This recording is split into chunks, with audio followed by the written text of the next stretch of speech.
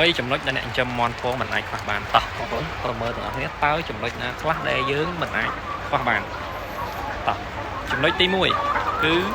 បាទការមើលថែទាំត្រួតពិនិត្យប្រចាំថ្ងៃបងប្អូននោះគឺជាចំណុចសំខាន់ទី1បាទអ្វីដែលពិសេសគឺការមើលថែទាំនេះឯងមិនថាមន់ពងឬក៏មន់សាច់ឬក៏អីផ្សេងៗទេបងប្អូនអញ្ចឹងការដែលយើងមើលថែទាំបាទបូករួមទាំងនឹងចំណេះដឹងបច្ចេកទេសរបស់យើងក្នុងការចិញ្ចឹមបាទការមើលថែទាំនេះគឺការសង្កេតទៅលើមន់របស់យើងតើមន់របស់យើងនឹងគាត់តើមន់របស់យើងនឹងមានសុខភាពល្អជារៀងរាល់ថ្ងៃដែរឬអត់បងប្អូនបាទហ្នឹងចំណុចទី1ចំណុចទី2បងប្អូនគឺការឲ្យចំណីបាទការឲ្យចំណីនេះគឺយើងត្រូវជ្រើសរើសចំណីណាដែលសមស្របជាមួយនឹងមន់របស់យើងតោះខ្ញុំឲ្យមើលបាទចំណុចទី2នេះគឺការឲ្យចំណីបងប្អូនតើពេលវេលាណាយើងត្រូវដាក់ចំណីឲ្យវាស៊ីតើចំណីដែលមានប្រូតេអ៊ីនប្រមាណបងប្អូនគួរឲ្យដាក់ឲ្យវាស៊ីអញ្ចឹងចំណុចនេះគឺសំខាន់ខ្លាំងដែរបើសិនជាបងប្អូនជ្រើសរើសក្រុមហ៊ុនចំណីឬក៏ចំណីមិនបានល្អទេនោះមន់យើងនឹងមិនបានផ្ដល់ទិន្នផលពងឲ្យយើងបានល្អទេបងប្អូននេះជាចំណុចដែលអ្នកចិញ្ចឹមទាំងអស់គ្នាគឺត្រូវគិតដែរហើយមួយទៀតគឺពេលវេលាតកតងនឹងការឲ្យចំណីស៊ីបងប្អូនតើយើងគួរមួយថ្ងៃដាក់ប្រហែលដងដាក់ពេលវេលាណាខ្លះបាទហ្នឹងក៏ជាចំណុចដែលសំខាន់ដែរចំពោះការឲ្យចំណីនេះគឺភាគច្រើនតែងតែកំណត់យកពេលវេលាពីរពេលបងប្អូនពេលព្រឹកហើយនិងពេលល្ងាចមូលហេតុនោះគឺពេលថ្ងៃវាក្តៅ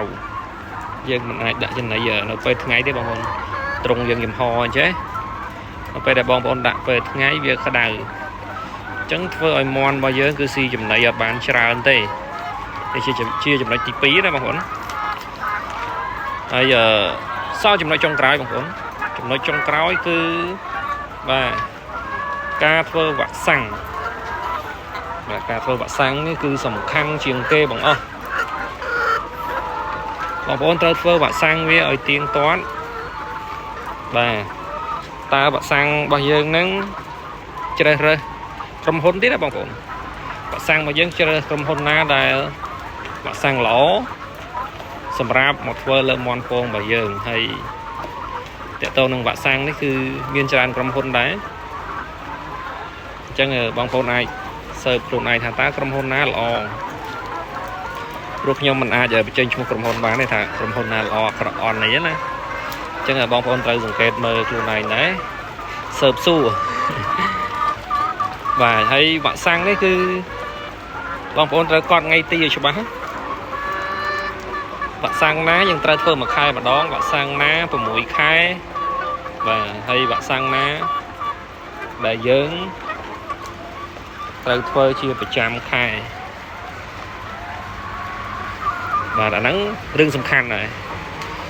តកតងទៅនឹងវីតាមីនជំនួយប្រចាំខែរបស់យើងទៀតបងប្អូនមួយខែយើងគួរដាក់វីតាមីនជំនួយឲ្យវាប្រហែលដងបាទដើម្បីឲ្យសុខភាពវារឹងមាំនិយាយឲ្យចំទៅវាត្រូវការវីតាមីនជំនួយត្រូវការអីដូចតែមនុស្សយើងដែរទេបងប្អូនបើមិនអញ្ចឹងគ្នាមិនអាចផលិតពងបានរាល់ថ្ងៃទេនេះ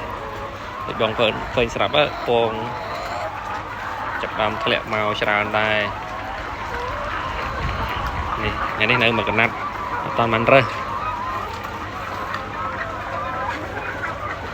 ពងគឺល្អណាស់បងប្អូនមើល